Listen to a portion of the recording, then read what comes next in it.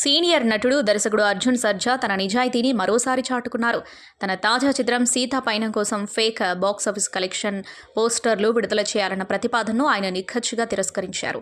అవాస్తవ లెక్కలతో సినిమాకు ప్రచారం కల్పించడం తన నైతిక విలువలకు విరుద్ధమని స్పష్టం చేశారు. ఈ సంఘటనతో సినీ వర్గాలు, నెటిజన్ల నుంచి యాక్షన్ కింగ్పై ప్రశంసల వర్షం కురుస్తోంది. అర్జున్ స్వీయ దర్శకత్వంలో శ్రీరామ్ ఫిల్మ్స్ ఇంటర్నేషనల్ బ్యానర్పై సీతా పయనం చిత్రాన్ని నిర్మించారు. ఈ సినిమాలో ఆయన కుమార్తె ఐశ్వర్య అర్జున్ హీరోయిన్గా తెలుగు తెరకు పరిచయం కాగా, నిరంజన్ సుధీంద్ర హీరోగా నటించారు. ఈ ఏడాది ఫిబ్రవరి 14న విడుదలైన ఈ ఎమోషనల్ డ్రామాకు ప్రేక్షకుల నుంచి మంచి టాక్ వచ్చినప్పటికీ వసూళ్లు మాత్రం సాధారణ స్థాయిలోనే నమోదయ్యాయి.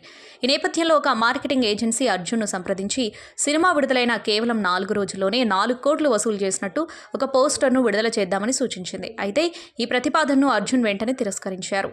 వాస్తవ వసూళ్లకు, ప్రచార లెక్కలకు పొంతన ఉండాలని, అబద్ధాలతో కూడిన ప్రచారానికి తాను అంగీకరించనని ఆయన తేల్చి చెప్పారు.